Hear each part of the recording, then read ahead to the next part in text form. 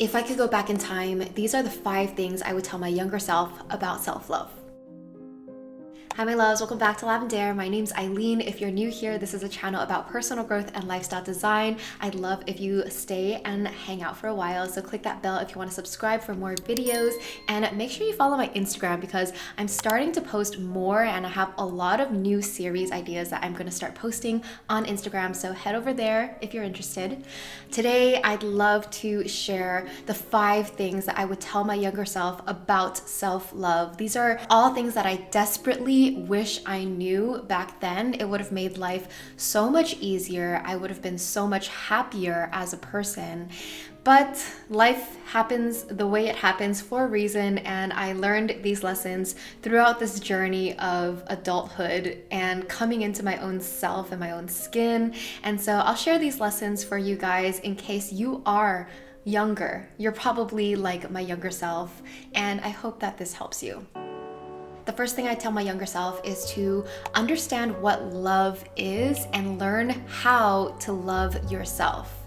It sounds simple, but it really is super deep, because what is love in the first place? I think when I was young, I didn't know what love was. I thought love was just romantic love. I thought it was what I saw in movies, and I didn't understand that I could give that love to myself rather than live my life seeking that love outside of myself, right? Because growing up as a child, I think a lot of kids, depending on your situation, you have times where you don't feel fully loved, fully seen, fully appreciated, and you have this inner need for that love, and the way you seek it is through validation from other people. Maybe you want other people to like you, the friends at school to like you, you want so badly for your crush to like you back. Even beyond the childhood and high school experiences, I just didn't know that it was possible to love and accept myself fully, even with all my flaws and everything that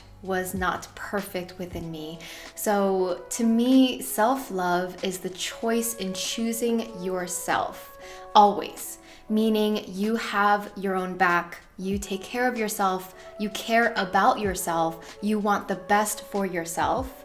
Love is something that can be hard to define, but I define unconditional love as you are so lovable and so worthy, and you deserve to be cared for. I would recommend you ask yourself and you do some reflecting on what unconditional love really means. What does it mean to love someone unconditionally? Meaning no matter what they do, who they are, what they become, whatever happens, they are loved. You love them. They are lovable, they are valuable, they are worthy. So the closest thing is if you can think of the closest person in your life. Maybe it's your best friend, maybe it's your family member.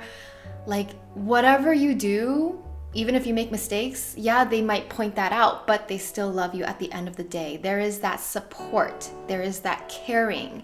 And so you can turn that love, support, and caring and compassion back to yourself.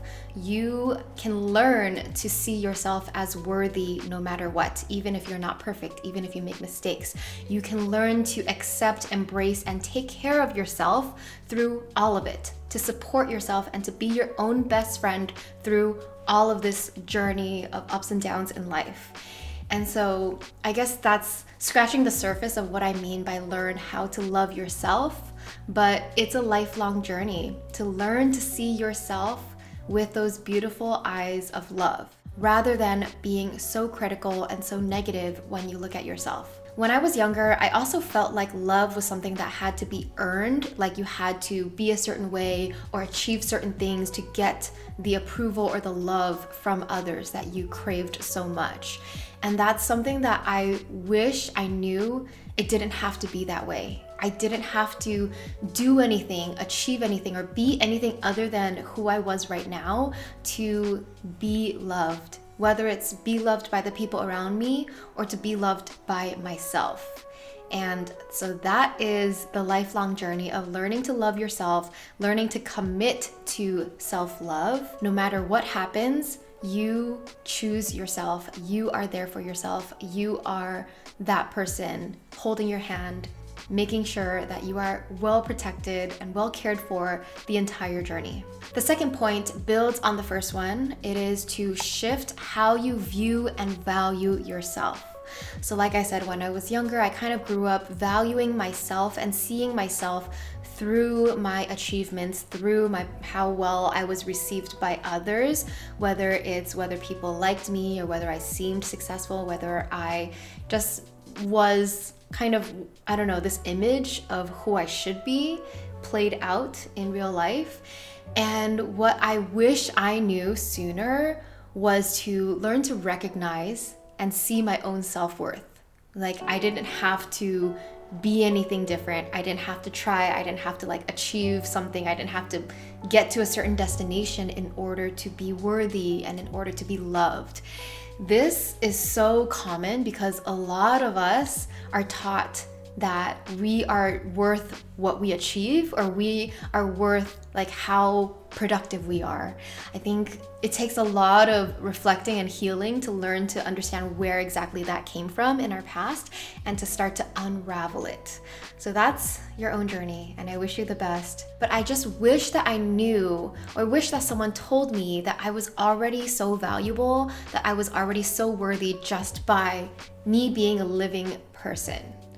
You being a living human being is already so valuable. You are a miracle. The chances of you being here is so slim, and you have a unique personality. You have unique strengths and gifts. You have a unique point of view in life. You have perspective. You have knowledge and experience. You have all these beautiful, intangible things about you that already make you so beautiful and so worthy. There's no one else in the world exactly like you, and that's what makes you so special. And you don't need to be anything else or try to be different or achieve anything in order to feel worthy. You can already look within at everything you have already. These are things that cannot be taken away from you. Your life experience, your past, your memories, you can't take that away from someone. It happened, right? It's in them. You can't take away someone's personality. It's in them. So to see those things, those beautiful, intangible things, as what makes you so worthy, so valuable, so special, and so beautiful, I honestly wish I knew that, because the more you know that, the more you see and embrace your inner worth, the more confident you will be, the more bright you will shine as a person. Number 3, I would tell myself, you deserve to express yourself openly and honestly. You're allowed to take up space. This is a huge one for me personally, because I grew up as a very shy type of person, and I really struggled with talking, expressing myself, telling people how I honestly felt, telling people my real thoughts and emotions. For some reason, maybe I felt it was unsafe to share or whatever, I kept so much to myself. I felt so many feelings, I had so many thoughts that I just kept to myself. I didn't share it with the people in my life, and I kind of isolated myself that way. And for some reason, I was just that very closed, introverted type where I didn't feel like I could take up much space in a room. I just automatically in a room just want to make myself smaller. I don't want to speak up. I don't want to raise my hand, even though there's something on my mind that I do want to say. And I just wish I knew that you're allowed to take up space. It's okay to speak up and express yourself. It's okay to be honest. It's okay to express your needs. All of that is self-love, because self-love is honoring your needs. Self-love is honoring yourself. Self-love is also honoring your boundaries, knowing how to set boundaries, knowing how to stand up for yourself, speak up for yourself. All of those are such important lessons that I wish I knew when I was younger, but I just didn't. Nobody taught me, nobody kind of led the way. And these were things that I had to learn in my adult life, how to speak up for myself, take up space. It's okay to just be honest, be confrontational. Oh my God, I'm one of the least confrontational people. I just hate confronting people, even if I have something on my mind. It's really tough, but it's something that I learned and practiced and got better and better as I grew older. But it's something that is so important. I wish I knew it sooner, because The younger you learn this lesson, the easier life will be. Easier meaning you live your life honoring yourself and your needs, and you're not sacrificing yourself for anybody else's needs. And also, you're not feeling so small, because when you feel so small and you want to shrink down, you're not being your full self. You're not being your confident, brightest self. And you don't feel good. It doesn't feel good to be small. It feels good to be free, to allow yourself to be open and free. And so in order to do that, you have to be brave. You have to be brave, speak up, express yourself, and take up space. Number 4, I would tell myself to release perfectionism and learn to embrace your mistakes and failures. I grew up being very afraid of mistakes and failures. I felt like they made me a bad person, not, like a lesser than, a less worthy person. And that was just the wrong mindset. And because of that, it makes me afraid to take risks. It makes me afraid to fail. It makes me afraid to put myself out there because of that fear. And I just wish that I knew that you are so worthy, regardless of what happens, regardless of the outcome, regardless of whether you make mistakes or fail. And in fact, when you do make mistakes and fail, it is an opportunity for learning and growth. And through those experiences, you become a stronger, better person. You just level up, you evolve in a very positive way. So you don't have to see mistakes, failures as negative. You don't have to strive for perfection, to always look put together or whatever. You really can embrace that failures and mistakes are a part of life, and they make you better. They help you grow, they help you learn, and they're nothing to be afraid of. So the bottom line is you are still so lovable and still so worthy throughout everything, regardless of your mistakes and failures. Who cares? It's a part of life. And in fact, I love you more for trying.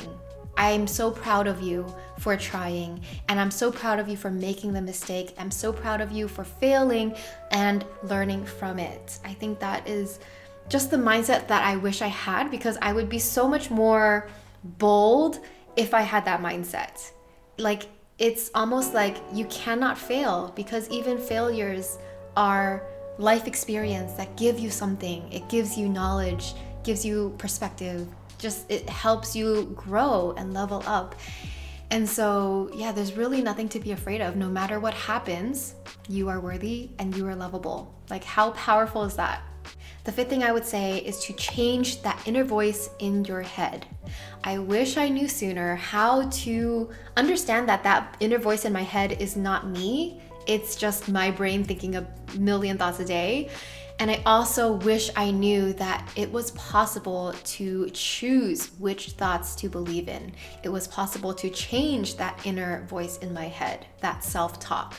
And this is something I learned later in life, in my 20s, that I could literally change my thoughts, and that my thoughts shaped my reality. If I constantly thought negative thoughts, if I was constantly criticizing myself, being negative about myself, I would feel worse about myself. And the negativity in my mind I would see more of that in my reality, because your brain really is like a self-fulfilling prophecy. If you focus on one thing, you're gonna see more of that thing in your reality. So it's like a biased perspective. So if you're constantly negative, you're gonna see the negativity in your life and the negativity in the world, and you're gonna focus on that, and that just makes you feel worse. But if you can choose positive thoughts and to choose to believe those positive thoughts, even if it's difficult to believe them fully in the beginning, you just, with repetition and with practice, it truly is possible. It truly can change. The more you speak good words to yourself, words of love, care, and compassion, the more you truly see yourself as, oh, I am worthy. I am worth compassion. I am worth loving myself. I should take care of myself a little more. I should be kinder to myself. I can be gentler to myself. And so all it is the choosing the thought. It really begins in the mind. And I wish I knew that sooner. How to change the self-talk from negative, critical, to positive, loving, and supportive. If you can truly just be the compassionate best friend to yourself in your head, then everything's okay. You have a bad day, it's okay. Just pick yourself back up. Like, you don't have to throw the whole day away. Take a break. Pick yourself back up like in a couple hours. Like, take a nap if you're tired. Take a break if you're tired. It's okay to rest. It's okay to slow down. It's okay to give yourself whatever you need right now. And so if you really start to shift that mindset, shift that self-talk, it changes your life completely. All right, my loves, out of those 5 lessons that I shared today, which one resonated with you the most? Like, which one is the one that your younger self needed to hear desperately? And also, if you have anything else that you would tell your younger self about self-love, let us know down below in the comments. I'm sure everyone would like to read each other's lessons and tips, what you would tell your younger self, what you wish you knew back then, because hindsight is 2020. You know, we live and we learn and we wish we knew better, but it's okay. It all happened the way it was meant to happen so that we can become more wise with age. If you want to deepen your self-love journey, I have a whole playlist on self-love and self-worth. I'll link them here and down below so you can watch more. We also have our Artist of Life workbook that I recommend you check out. It's basically a workbook to help you plan your most successful and intentional year, but there is a whole section on self-love, self-discovery, like figuring out what you love about yourself, what your values are, what success means to you. It really goes deep and it gives you a great framework for how to build this new relationship, build a stronger relationship with yourself that is rooted in self-love. So you can check it out at shop.lavendare.com. Links are down below. Thanks so much for watching this one. Sending you so much love, and I'll see you in the next one. Bye.